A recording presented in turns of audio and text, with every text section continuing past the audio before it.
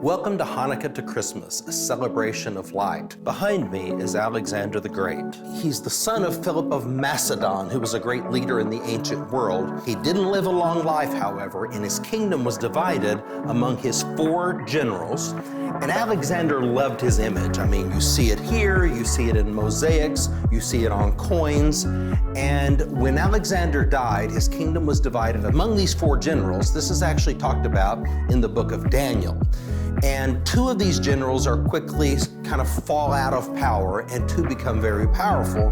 And this leads us then into the world of Alexander, and you can see what the Mediterranean world looked like at that time. So of course, here's the Mediterranean Sea, here's the Red Sea, and then here's the Dead Sea.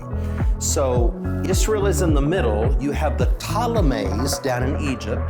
You have the Seleucids up in Syria. In between, the Israelites are caught in a tug of war between these very, very powerful forces that both want to control them. And that leads us into the actual story of Hanukkah. We have next to this several coins that pertain to our story. Most importantly, we have the coin of Antiochus IV, also known as Antiochus Epiphanes.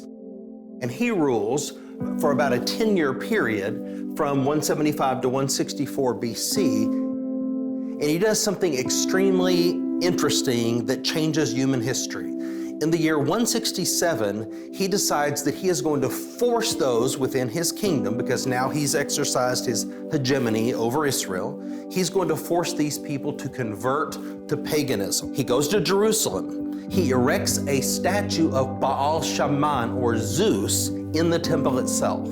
He sacrifices a pig on the altar in Jerusalem, defiling it, and he declares himself as God manifest. That's what Epiphanes means. So it's Theos Epiphaneos, and that's the inscription on this coin. Theos Epiphaneos, God manifest. These 3 things form the abomination of desolation. He prohibits circumcision, he prohibits Sabbath observance, and he prohibits the study of Torah. He sends his own statue to each city throughout Judea, and when he does that, he requires people to bow down and worship or burn incense, pay homage to his statue. In other words, he's going to totally root out biblical Judaism. But when he comes to this city, Modein, down in the rolling hills leading up to Jerusalem, there's a family known as the Hasmoneans, and they're gathered very likely in this spot. This is the oldest synagogue from the biblical world. It dates to the 2nd century BC from the city of Modein, and this is where the story takes place. So they're gathered at Modein, very likely in this synagogue. And the representative of Antiochus Epiphanes brings that statue, and an elderly man goes forward to worship it. Mattathias, the patriarch of the family, draws his sword and he runs the man through. He also kills an official of the king. And he lets out this cry, "All who are zealous for the God of Israel, follow me." He and his 5 sons lead a contingency up into the Bethel Hills, and this sets off the 3.5-year war known as the Maccabean Revolt.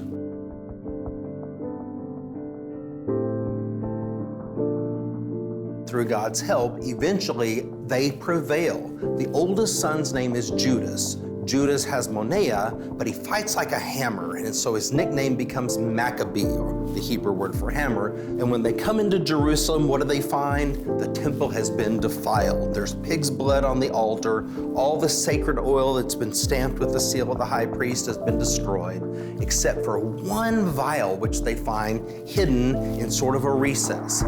And they need to rededicate the temple, so they disassemble the old altar, they build a new altar, and they take this 1 vial of oil, and with their menorah, the sacred lampstand that resides in the temple that represents the light of God, they want to rededicate. So they decide that they're going to rededicate the temple because of the 8-day celebration that has been missed.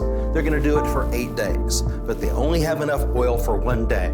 They decide that they're going to do it for 1 day and then just trust God that they're going to find more oil. And so a miracle occurs. The oil doesn't run out, it keeps burning. and it lasts for 8 days. And this then becomes the miracle of Hanukkah. The word Hanukkah in Hebrew means dedication. So Jesus then celebrates the feast of Hanukkah in John chapter 10. This is the most common coin that we excavate. At our excavations 10 miles north of Jerusalem, we found 1,322 coins. Half of them were this coin. It's often referred to as the widow's mite. It's the most common coin that there is. And there's a star on this coin. This is the Numbers 24 prophecy, the Balaam prophecy of a Messiah who was going to come and redeem Israel, because it's a constant reminder that a star is going to lead them to the Messiah. The menorah itself is pictured on the Arch of Titus in Rome. The treasures and the slaves from Jerusalem after its destruction in AD 70 are portrayed on the Arch of Titus, and prominently displayed is the temple menorah. So we have a good idea what it looks like. You also see the first century depiction from the Magdala stone of the temple menorah or lamp, and then again a close-up of the menorah motif on this lamp. We often grew up reading that there was no room for them in the inn. So Joseph had brought Mary, who was large with child, and they traveled all the way from Nazareth to Bethlehem because of the census. Well, let's unpack that just a little bit. We have some interesting Greek words, in specifically the word kataluma and the word pandakion. Now, when it says there was no room for them in the inn, this is the word kataluma. And we see that word used by Luke elsewhere in his gospel when he says to the disciples, when you come into Jerusalem, you will find a man carrying a jar of water. Follow him and he will lead you to the kataluma, which is the upper room in a first century house. And this is a first century house which my team excavated. And you can see that there is an upper room here. So when we read the text this way, there was no room in the kataluma. In other words, that wasn't the ideal place to give birth. We don't want a woman in labor climbing those stairs, and then they're going to have people coming and going and all the women helping with this birth process. But instead, what they do is they come down on the first floor where the animals are, which is part of a first century house, is a barn. They clean this area out, and it's there that Mary gives birth to Jesus. And you can see here this replica of a manger, and mangers were made out of stone in the biblical world. And you can see where the animals would feed. They clean this out, and then after giving birth, the baby is wrapped in swaddling clothes, and then this becomes the bassinet or the manger. Now, the Greek word pandakion is the word used by Luke in chapter 10 of his gospel when he's telling us the story of the Good Samaritan. So Luke knows exactly what a pandakion is. He knows what an innkeeper is also. So if he had meant to use that word, pandakion, he would have used it in the nativity narrative. Instead, he uses the word kataluma, indicating it's in an upper room. So in reality, Jesus was born surrounded by family, surrounded by friends, in a loving environment of a first century home. Were there animals present, as the Bible says? Yes, of course. This is where those animals live. Were shepherds nearby? Certainly they were.